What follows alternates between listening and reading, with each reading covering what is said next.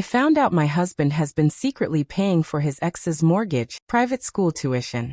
15 years of marriage, 3 children, and a life I thought was built on trust and honesty. All of it a carefully constructed illusion that came crashing down around me 6 weeks ago. My name is Rebecca, and until recently, I believed I knew everything important about my husband, Michael. We met 16 years ago through mutual friends, fell quickly in love, and were married within a year. Michael was everything I had ever successful, kind, family-oriented, and seemingly transparent. He had been married briefly in his 20s, something he had disclosed early in our relationship, describing it as a young mistake that ended amicably after less than 2 years. Our life together progressed in the way these things often do. We bought a house in a good school district, welcomed our children, twins Ryan and Emma, now 13, and our youngest Sarah, who's 9, and built what I thought was a secure, happy family. Michael's career as a financial advisor flourished, allowing me to scale back my work as a physical therapist to part-time hours so I could be more present for our children. We weren't wealthy by any means, but we lived comfortably, took modest family vacations, and most importantly, we were diligent about saving for our children's futures. Each month, without fail, Michael would transfer money into the college funds we had established when the twins were born, ensuring that our children would have the educational opportunities they deserved. I had no reason to question anything about our financial situation until 6 weeks ago when I received a call from our bank regarding a possible fraudulent transaction. Someone had attempted to withdraw a large sum from one of our accounts, and the bank wanted to verify that it was authorized. Confused and concerned, I logged into our online banking, something I rarely did since Michael handled most of our finances. What I found left me cold with shock and disbelief. The college funds that should have contained 15 years' worth of regular contributions were almost empty. Instead of the substantial savings we should have accumulated, there was barely enough to cover a single semester at a community college. Frantically, I began digging deeper, discovering a pattern of large withdrawals over the years, all of them authorized by Michael, none of them discussed with me. When Michael came home that evening, I confronted him with what I had found. I expected denial, or perhaps a confession about a gambling problem or financial troubles at work. What I got instead was a story so unexpected, so fundamentally shocking, that at first I couldn't process it as reality. Michael admitted that he had been supporting his ex-wife, Diane, and their daughter Olivia for the entirety of our marriage. The brief amicable marriage he had described was actually a 5-year relationship that had produced the child I had never known existed. Diane had been pregnant when they divorced, something Michael claimed he hadn't known until after our wedding, and when she had contacted him demanding financial support. According to Michael, Diane had threatened to reveal damaging information about his past if he didn't provide substantial support beyond basic child support. Rather than risk his reputation, his career, or our marriage, he had agreed to her demands, which had escalated over the years to include paying her mortgage, private school tuition for Olivia, and even luxury vacations for the 2 of them, and the source of this money, the college funds meant for our children. I sat in stunned silence as he explained how he had justified this to himself, how he had convinced himself that he would eventually be able to replace the money, that our children's futures weren't really at risk, that he was doing what was necessary to protect our family from scandal. When I asked what this damaging information could possibly be to justify such extreme measures, he became evasive, saying only that it was related to his business practices early in his career and could potentially result in him losing his professional licenses or even facing legal consequences. The betrayal was layered and complex. Not only had he hidden the existence of his daughter for 15 years, but he had been actively depriving our children of their financial security to support a secret second family. I felt as though I was drowning, unable to reconcile the man I had loved and trusted with the person sitting before me now, making excuses for years of calculated deception. That night, I asked Michael to sleep in the guest room. I needed space to think, to process the magnitude of what I had learned. I lay awake until dawn, my mind racing through memories, searching for signs I had missed, red flags I had ignored. There had been business trips that ran long, phone calls he took in private, unexplained expenses that he had always justified with vague references to client meetings or professional development. Had I been willfully blind, too comfortable in our life together to question these small inconsistencies? The next few days passed in a blur of intense conversations and painful revelations. Michael provided more more details about his relationship with Diane and Olivia, showing me photos of the daughter I hadn't known existed. Olivia was 16 now, a pretty teenager with Michael's eyes and smile. According to Michael, she knew he was her father but had been told that he couldn't be part of her life due to the complexities of adult relationships. She had apparently accepted this explanation, content with the financial benefits his invisible presence provided while having no emotional connection to him. I asked the question that had been burning in my mind since his confession. Did he love them? Was this arrangement purely financial, or had he been maintaining an emotional or physical relationship with Diane as well? Michael vehemently denied any romantic involvement with Diane, describing their interactions as tense and transactional, centered entirely around money. As for Olivia, he admitted to feelings of obligation and guilt, but not the deep paternal love he felt for our children. This answer provided small comfort, though I wasn't sure I believed it entirely. As the initial shock began to fade,